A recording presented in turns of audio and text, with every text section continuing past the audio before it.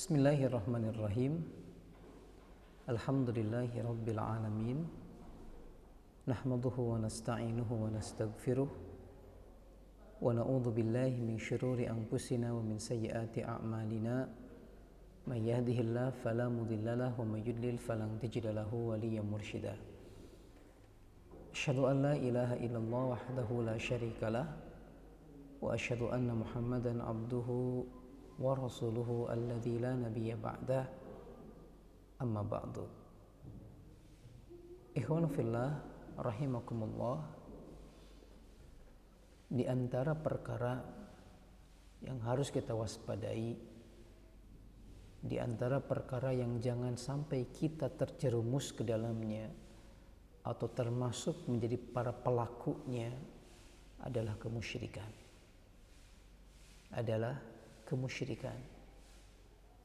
Kenapa? Karena ketika seorang manusia jatuh ke dalam sebuah kemusyrikan, lalu kemudian dia tidak bertobat kepada Allah sampai matinya apalagi, maka secara tidak langsung dia telah mengharamkan surga atas dirinya sendiri. Malah perbuatan itu ketika dibawa sampai mati, maka dia tidak akan diampuni dosanya oleh Allah Subhanahu wa taala. Allah berfirman dalam Al-Qur'an, "Innallaha la yaghfiru ay yushraka bihi wa yaghfiru ma duna dzalika liman yasha." Sesungguhnya Allah Subhanahu wa taala tidak memberikan ampunan, tidak memberikan al-ghufran ketika kepada siapa? Kepada orang yang asyraka, menyekutukan Allah, melakukan kemusyrikan terhadap Allah Subhanahu wa taala. Wa yaghfiru ma duna dzalik, dan Allah akan memberikan ghufran kepada pelaku-pelaku dosa selain dosa syirik. Maka sekali lagi, di antara perkara yang paling harus kita antisipasi adalah jangan sampai kita termasuk ke dalam orang-orang yang musyrik. Apalagi kalau kemudian kemusyrikan yang kita lakukan kita bawa sampai mati. Orang musyrik itu, ikhwan fillah rahimakumullah, lagi hidupnya aja susah. Malah ketika kemusyrikan dia lakukan berbarengan dengan ibadah kepada Allah, ibadah-ibadah lainnya bisa menjadi tidak diterima oleh Allah Subhanahu wa taala. Contoh seperti ketika seorang manusia datang ke dukun, bertanya ke dukun, meyakini perkataan dukun. Nabi SAW pernah menyebutkan dalam sebuah hadis, man ata arrafan aw kahinan fas'alahu an syai'in lam yuqbal salatahu 40 yauman. Barang siapa yang datang ke paranormal, ke dukun, orang pintar, lalu dia tanya tentang sebuah perkara, sebuah masalah, maka kata Nabi SAW, lam yuqbal salatahu, gak akan diterima salatnya. Kalau salatnya aja gak diterima, maka bisa jadi yang lain pun gak diterima. Kenapa? Karena salat tiangnya agama, imaduddin. Jadi kalau kita ibaratkan sebagai gelas gitu, ikhwanafillah, atau sebagai tempat penampungan gitu, tempat penampungan akan mampu menampung apapun yang kita tampungkan ke dalamnya. Kalau apa? Kalau tiang yang menyangga penampung itu kuat, kokoh. Tapi kalau enggak akan jatuh, pecah kemudian, wal'iyadzubillah. Maka perlu kita waspadai. Kemusyrikan ini, kesyirikan ini. Makanya kita sangat dianjurkan oleh Nabi SAW untuk memperbanyak doa, diantaranya agar dihindarkan dari kemusyrikan. Ya, dari kemusyrikan baik, dari kemusyrikan yang kita ketahui ataupun kemusyrikan yang tidak kita ketahui. Ikhwan fillah rahimakumullah, berbicara tentang kemusyrikan, ternyata musyrik itu bukan cuma sebatas orang yang menduakan Allah dalam ibadah. Karakter orang musyrik itu bukan cuma orang yang menyembah patung saja atau menyembah matahari saja, atau yang kemudian melakukan permohonan kepada sesuatu yang tidak mampu dia memberikan kepadanya. Bukan cuma itu ternyata. Di dalam Al-Quran ada beberapa karakter lain yang disebutkan tentang orang-orang musyrik. Seperti firman Allah Subhanahu wa taala dalam Quran surat Fussilat. Surat ke-41 di ayat yang ke-6 dan ayat yang ke-7. Di akhir ayat yang ke-6 Allah mengatakan, menginformasikan, kata Allah, ba'da a'udzu billahi minasyaitonir rajim, wa wailul lil musyrikin. Celakalah bagi orang-orang musyrik, kata Allah. Celaka bagi orang-orang musyrik, kata Allah. Siapa orang-orang musyrik? Allah menyebutkan, menjelaskan di ayat yang ke-7-nya, alladzina la yu'tunaz zakah. Alladzina la yu'tunaz zakah wa hum bil akhirati kafirun. Wa hum bil akhirati hum kafirun. Ternyata kata Allah, celaka bagi orang yang musyrik, mereka adalah la yu'tunaz zakah, sifat yang pertama dalam surat ini, tidak mengeluarkan zakat. Tidak mengeluarkan zakat. Ihwanufillah. Ternyata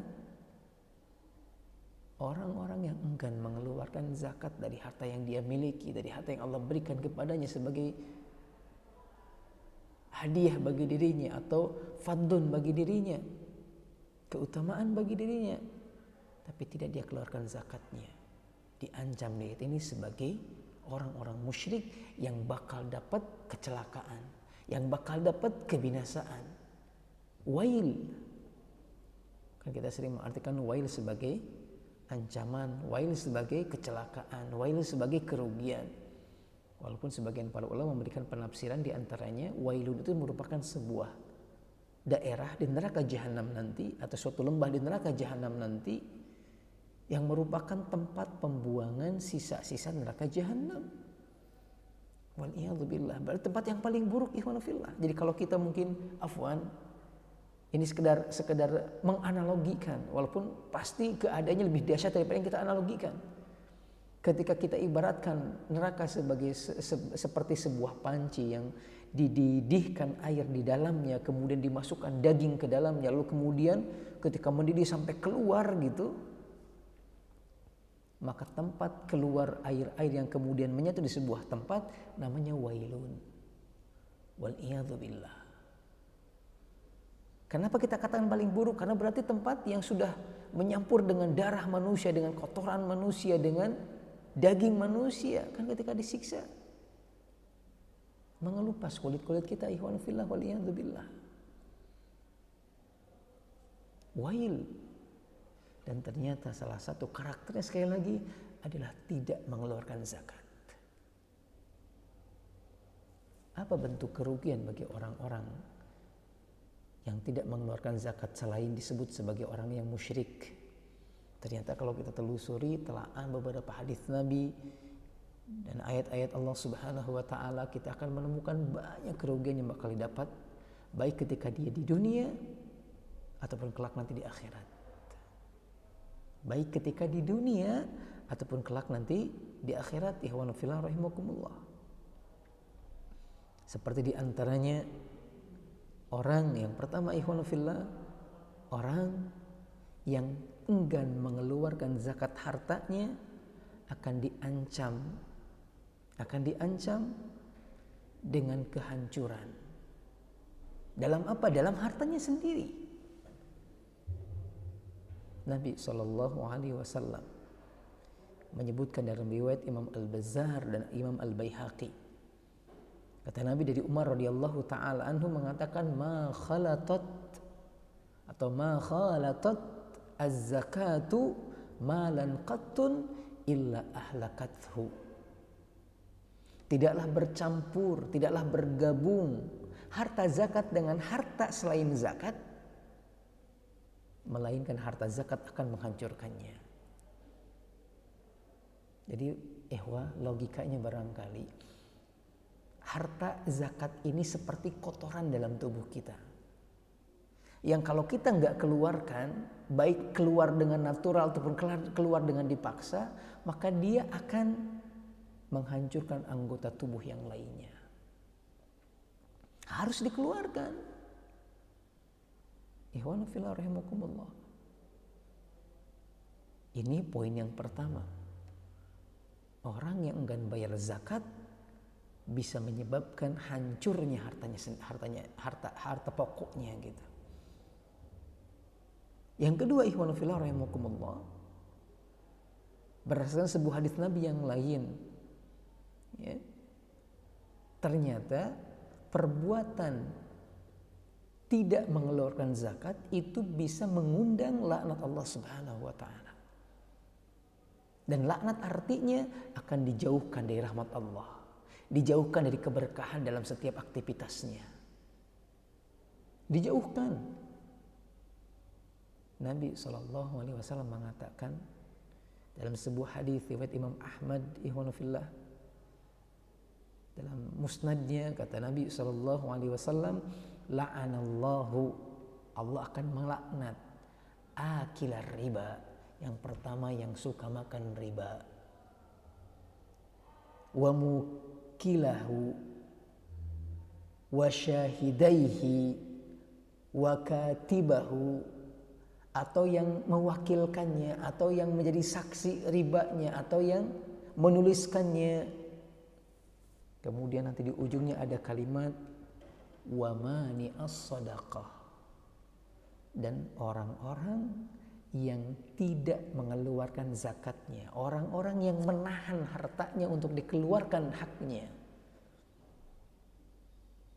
dapat laknat dari Allah Subhanahu wa taala, wal iyadu billah. Ikhwah,